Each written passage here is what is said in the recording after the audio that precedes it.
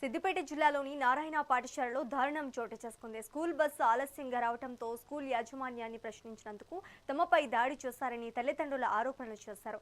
ఈ ఘటనతో పాఠశాల వద్ద ఉద్రిక్త పరిస్థితి నెలకొంది. స్కూల్ యాజమాన్యంపై చర్యలు తీసుకోవాలని తల్లిదండ్రులు డిమాండ్ చేస్తున్నారు. సార్ అయితే మా కొడుకునైతే 2 times ఎక్కించుకున్న తర్వాత కూడా మధ్యలో వదిలేసిండు సార్. ఫీజు డబ్బులు ఇవ్వలేడు. ఓన్లీ 10 daysకే. టైంకి రాడు, మిస్బిహేవ్ చేస్తాడు, బ్యాడ్ వర్డ్స్ యూజ్ చేస్తాడు, పిల్లలు ఇష్టం ఉన్నట్టు మాట్లాడతాడు. అది ఇప్పుడు తన ఒక పేరెంట్ మీదకి గొడవకి వెళ్ళింది సార్. మధ్యలో వద్దని చెప్తుంటే నాకు ఇక్కడ తాకింది సార్, దెబ్బ తాకింది. ప్రతిసారి పిల్లలను ర్యాష్ బిహేవియర్ సార్. తనది వద్దని ఎంతగానో మాకు సార్ ఈయన వల్ల మాకు ఇబ్బంది ఉన్నా ఈ మేనేజ్మెంట్ ఎందుకు ఆయన తీసేస్తలేదో ఏమో. పిల్లలు ఇంటికి వచ్చేదాకా టెన్షనే సార్.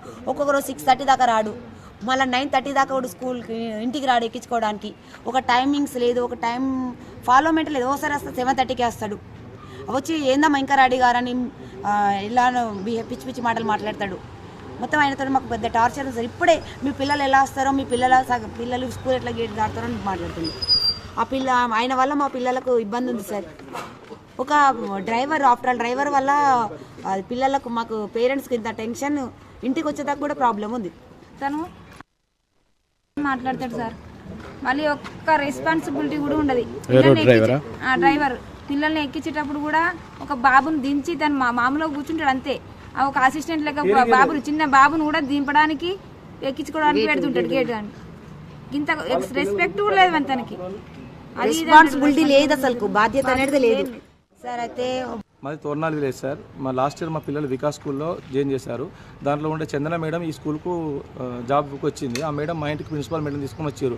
మాది నారాయణ స్కూల్ బాగుంటుంది, అంటే మాకు transport main important sir. Transport మాకు కల్పిస్తే మేము అడ్మిషన్ ఇక్కడ తీసుకుంటామని చెప్తే, స్కూల్ ట్రాన్స్పోర్ట్ సార్ మాది బాధ్యత అని చెప్తే మేము ఇక్కడ అడ్మిషన్ తీసుకున్నాం సార్. వాళ్ళన్న ఫీజుకు అడ్మిషన్ తీసుకున్నాం, పంపిస్తున్నాం. మాకు ఒక నెల రోజులు కూడా వ్యాన్ రాలేదు, ప్రైవేట్ వ్యాన్ అని తెలిసింది. వచ్చినాక అడిగినాం, మేడం మీరు స్కూల్ వ్యాన్ అని అమ్మారు, ప్రైవేట్ పర్సన్ పంపిస్తున్నారు, మాకు గ్యారెంటీ ఏంటంటే మీకు ఇబ్బంది రాకుండా చూసుకుంటామన్నారు సార్. ఇది 10వ నెల, ప్రతి నెల ఇబ్బంది. టయానికి రాడు, టయానికి దించాడు, పిల్లల్ని అరేంజ్మెంట్ చేస్తాడు, వాళ్ళని తిడతాడు, బూతులు తిడతాడు. అతను బూతులు మొత్తం పిల్లలు నేర్చుకుంటారు సార్. వాళ్ళ ముందే సిగరెట్ తాగుతాడు.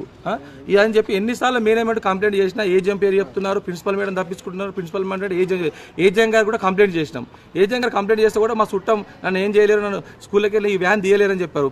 ప్రిన్సిపల్ మేడం కలగ చేసుకొని వేరే వ్యాన్ మాట్లాడుతూ కూడా వచ్చి అతన్ని పంపించండి బెదిరించి. మళ్ళీ వాడే వస్తుండు. ఆయన ఇంకొక 1 month అయితే భరించుకుందామని ఒప్పుకున్నాం. నేను వచ్చి మాట్లాడమని ప్రిన్సిపల్ మేడం రూమ్లోకి వెళ్తుంటే ప్రిన్సిపల్ మేడంతో గొడవ పడుతున్నాడు, అది ఇదని మాట్లాడుతున్నాడు. ఏమైంది అట్లా మాట్లాడదు ప్రిన్సిపల్తో అంటే నువ్వు ఓడరా అని చెప్పేసి గలబట్టుకున్నాడు. నా దగ్గర వీడియో క్లిప్ కూడా ఉంది, మీ దగ్గర సీసీ కెమెరాలు కూడా ఉంటాయి. అతను ఇప్పుడు గొడవ పోలీసులు వచ్చిన తర్వాత మీ పిల్లలు ఎట్లా స్కూల్ గేట్ దాటిపోతారో చూస్తానని బెదిరిస్తున్నాడు సార్. అతని వల్ల మా పిల్లలకు ప్రాణభయం ఉందని మీకు చెప్తున్నా సార్. మాది తోర్నాల్ విలేజ్ సార్. మా లాస్ట్ ఇయర్